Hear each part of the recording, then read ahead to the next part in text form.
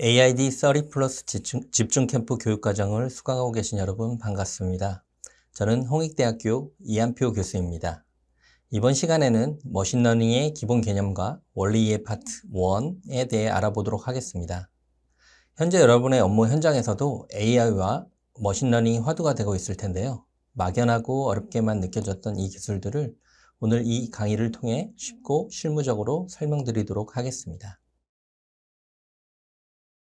오늘 우리가 함께 달성할 학습 목표는 총 3가지입니다. 첫째, 인공지능의 기본 개념과 분류를 명확히 이해하여 여러분이 업무에서 AI 관련 의사결정을 할 때 기준을 세울 수 있도록 도와드리겠습니다. 둘째, 요즘 가장 주목받고 있는 챗GPT와 같은 생성형 AI의 기본 원리를 파악해서 여러분의 업무에 어떻게 활용할 수 있는지 구체적인 아이디어를 얻으시기를 바랍니다.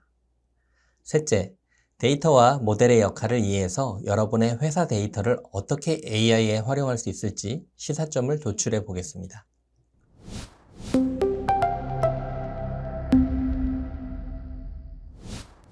먼저 인공지능, 즉 AI가 무엇인지부터 알아보겠습니다. 인공지능은 사전적 의미로 기계가 인간처럼 사고하고 판단하고 행동하도록 만드는 기술 전반을 의미합니다. 1950년대 최초로 그 개념이 시작되었고 하위 분야로는 머신러닝과 딥러닝이 있습니다.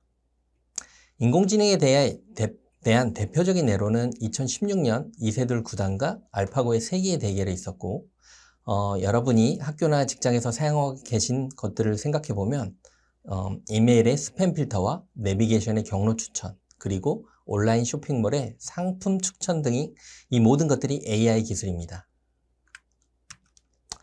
그 중에서 머신러닝은 기계가 명시적인 규칙 없이 데이터로부터 스스로 학습하는 기술을 말합니다.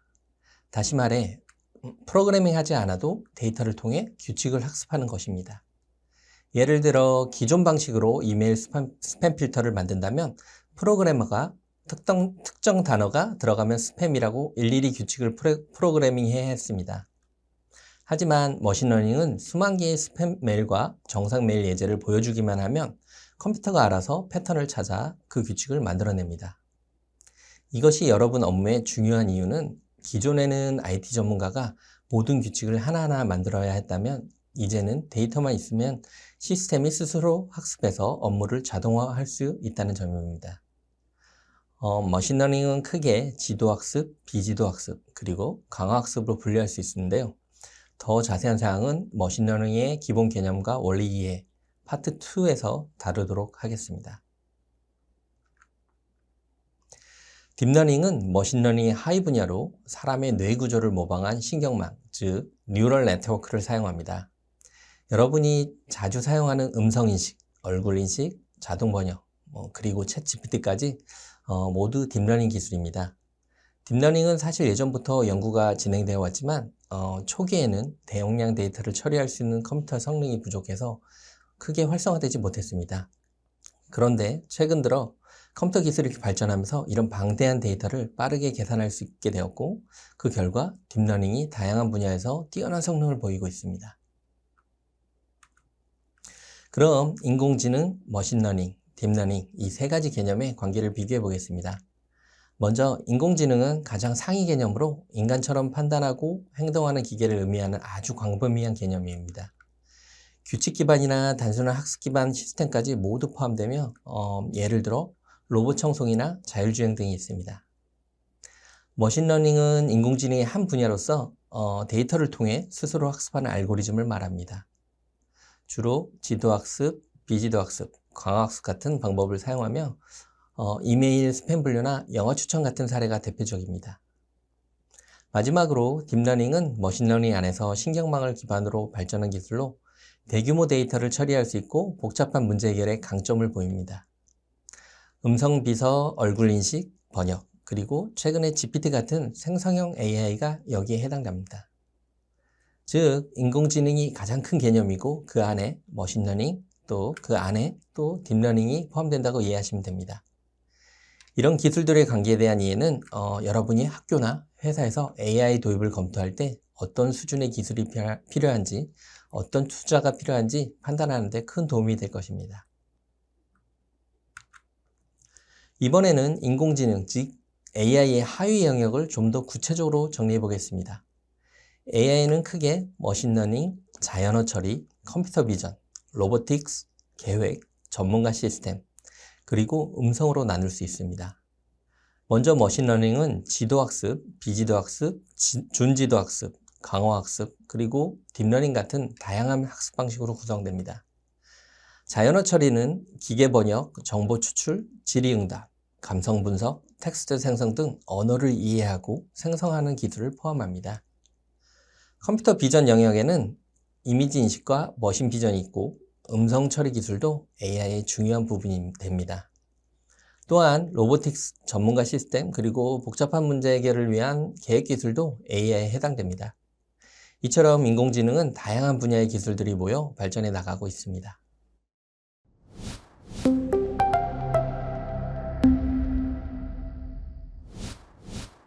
다음은 딥러닝의 하위 분야인 생성형 AI에 대해 알아보겠습니다.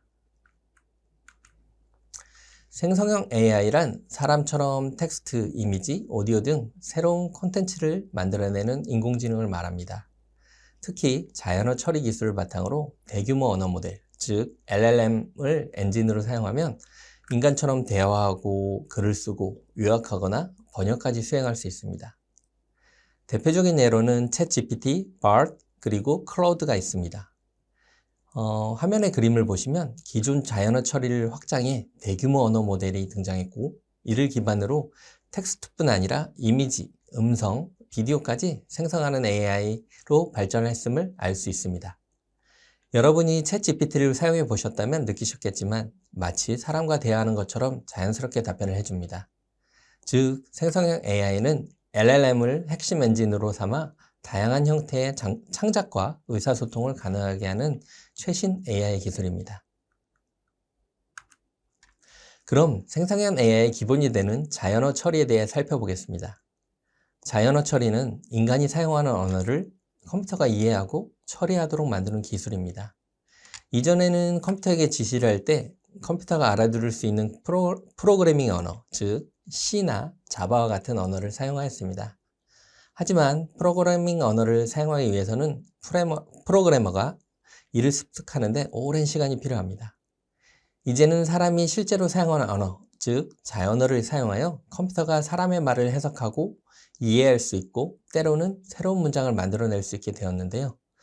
이를 자연어 처리라고 합니다. 하지만 자연어 처리의 한계도 있는데요. 문맥을 깊이 이해하는 데 부족하거나 자연스러운 문장을 생성하는 데 한계가 있고 복잡한 언어적 의미를 정확히 처리하는 데 어려움이 있습니다.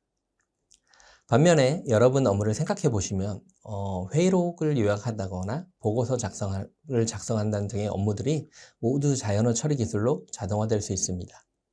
이처럼 자연어 처리는 우리의 일상과 밀접하게 연결되어 있고 우리의 삶을 편하게 해줄 수 있는 가능성이 있지만 아직 개선과 발전의 여지가 많은 중요한 부분입니다. 그럼 이번에는 왜 한국어가 자연어 처리, 즉 NLP에서 유독 어려운지 살펴보겠습니다. 첫 번째 이유는 교차어 특성 때문입니다. 한국어는 교차어로 단어의 조사가 붙어 문법적 기능이 정해집니다. 예를 들어 조사에 따라 단어 커피를 목적어로 쓸 때는 커피를, 주어로 쓸 때는 커피가와 같이 조사가 달라집니다. 두 번째는 자유로운 어순입니다. 한국어에서는 단어의 순서가 달라져도 의미가 크게 변하지 않습니다. 예를 들어 나는 집에서 책을 읽었다. 집에서 나는 책을 읽었다. 나는 책을 집에서 읽었다. 모두 같은 의미로 이해됩니다. 이처럼 한국어의 교차어적 특성과 자유로운 어순은 컴퓨터가 문장을 분석하고 의미를 파악하는데 큰 어려움을 주는 요인입니다. 세 번째는 모호한 띄어쓰기입니다. 근대 이전까지 동양의 언어에는 띄어쓰기의 개념이 없었습니다.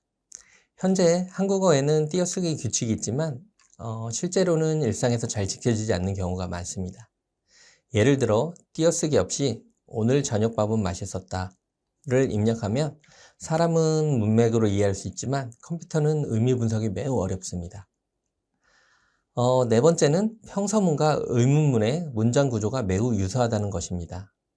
평서문과 의문문은 형태는 같지만 억양이나 문장 끝이 미묘한 차이로 구분되는데요. 예를 들어 오늘 날씨 좋아는 평서문이고 오늘 날씨 좋아는 의문문입니다. 이런 미묘한 차이는 컴퓨터가 판별하기 쉽지 않은 부분입니다.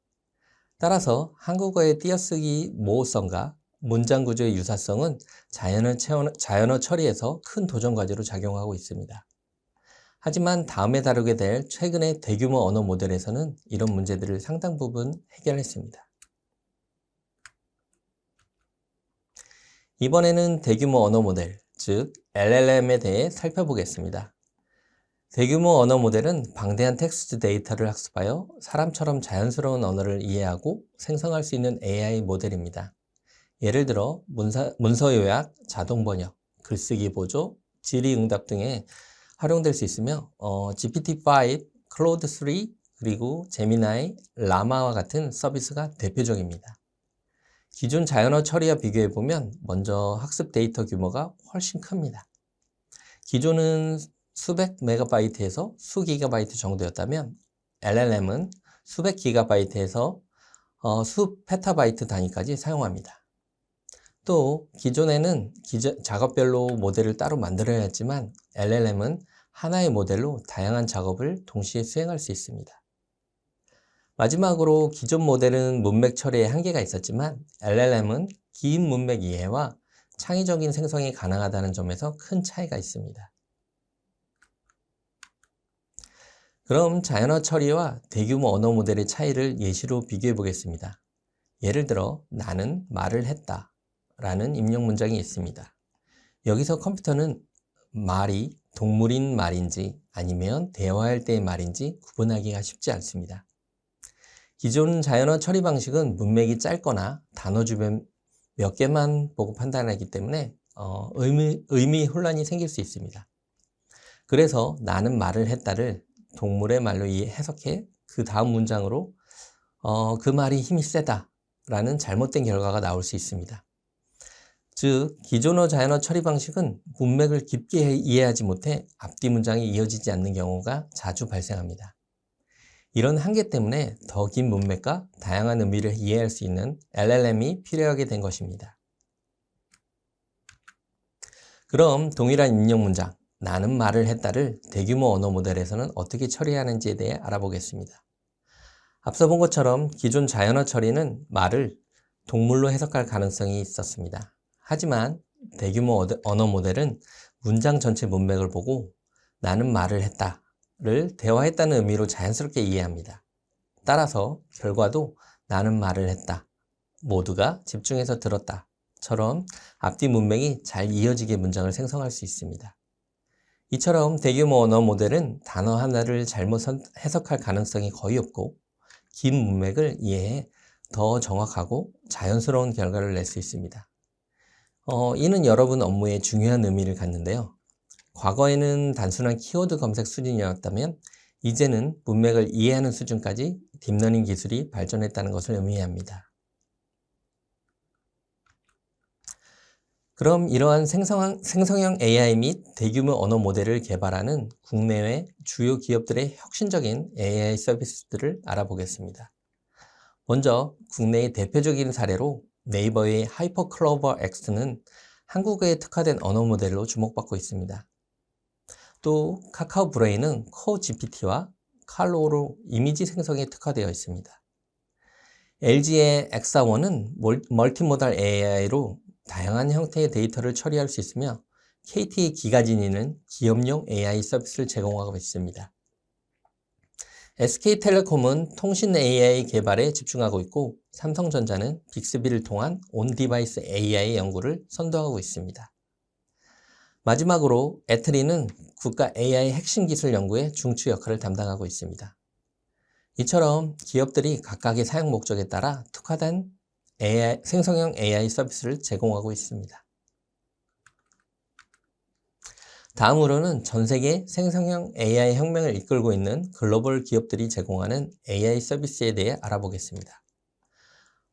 오픈 AI는 챗 GPT와 GPT-5로 생성형 AI의 선두주자 역할을 하고 있으며 앤스로픽은 클로드를 통해 보다 안전한 AI 개발에 집중하고 있습니다. 구글은 제미나이와 알파고로 LLM과 강학습 분야를 선도하고 있고 메타는 라마 시리즈를 통해 오픈소스 LLM 생태계 구축에 기여하고 있으며 일론 머스크의 xAI는 그록을 통해 X와 통합된 독특한 LLM을 개발하고 있습니다. 이처럼 각 기업은 고유한 접근 방식으로 AI 기술의 경계를 넓혀가고 있습니다. 앞에서 다 언급하지 못한 다양한 생성형 AI 플랫폼들이 우리 일상 속에서 쉽게 접근할 수 있는 서비스를 제공하고 있습니다. 텍스트부터 이미지, 동영상, 음악까지 각각의 목적에 맞게 특화된 AI 플랫폼들이 우리의 창작 활동을 도와줄 수 있습니다. 먼저 구글 베어3는 고품질 동영상 생성에 특화되어 있고 젠스파크는 차세대 검색 플랫폼입니다. 퍼플렉스티는 복잡한 질문도 명확하게 답변해주는 검색 엔진으로 정확한 정보를 찾을 때 매우 유용합니다. 수노는 간단한 설명만으로도 전문가 수준의 음악을 만들어내는데 유용합니다. 이처럼 각각의 용도에 맞게 특화된 AI 플랫폼들이 문서 생성, 이미지 생성, 오디오 생성 등 전문적인 서비스를 제공하고 있습니다. 여러분이 업무에서 AI 툴을 선택할 때 각 생성형 AI의 특장점을 고려하여 사용 목적에 따라 잘 선택하여 사용하시면 더 정확하고 원하는 결과를 얻으실 수 있을 것입니다.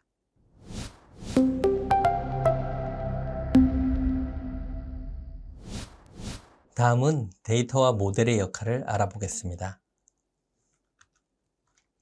먼저 데이터 사이언스에서 머신러닝이 어떤 과정을 거쳐 진행되는지 총 5개 단계로 나누어 알아보도록 하겠습니다.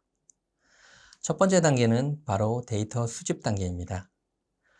여러분 회사의 고객 데이터, 판매 데이터, 서비스 이용 데이터까지 이 모든 정보들을 체계적으로 모아주는 것이 시작이 되는 단계입니다.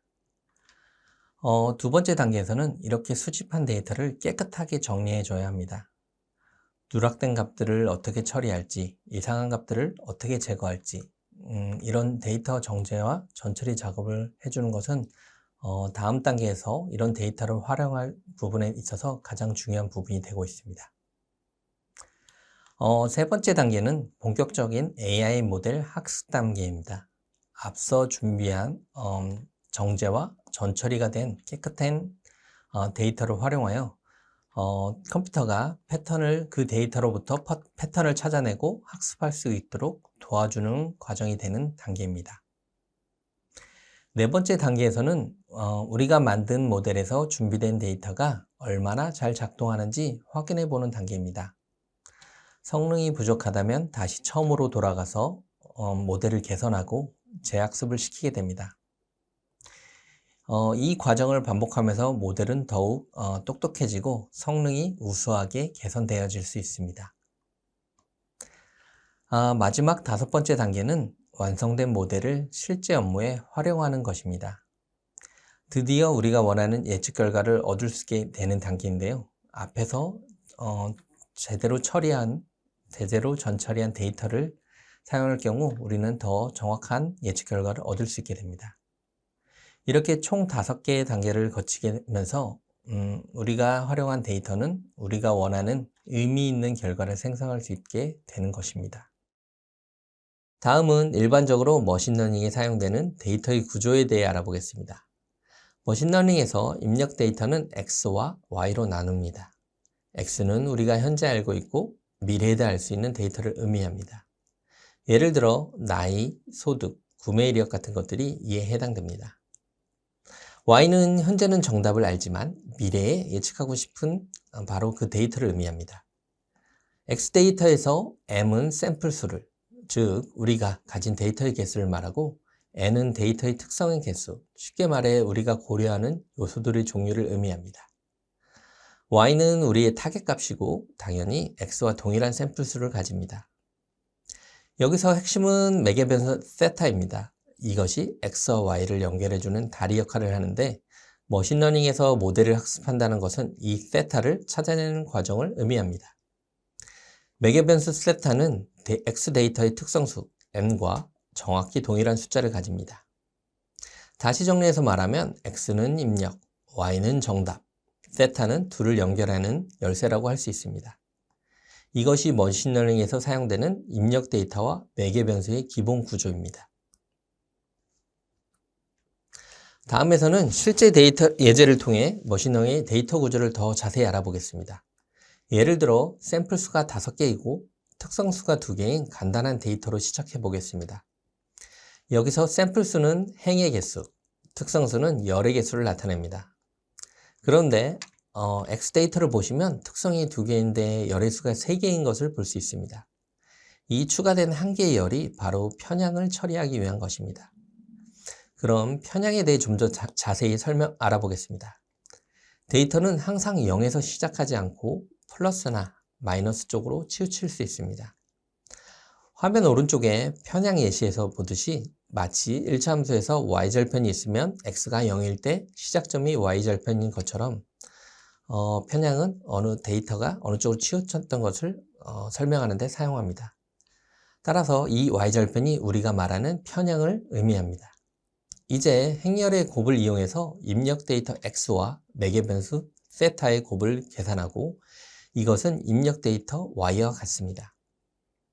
여기서 함수 h는 매개변수 세타를 이용해 입력 데이터 x와 y를 연결해주는 다리 역할을 합니다. 결국 우리의 목표는 간단합니다. x와 y를 최대한 비슷하게 만들어주는 3개의 매개변수 세타0, 세타1, 세타2를 찾아주면 되는 것입니다. 이제 좀 더 구체적인 예제로 들어가 보겠습니다. 공부 시간과 수면 시간으로 시험 점수를 예측하는 실제 사례를 살펴보겠습니다.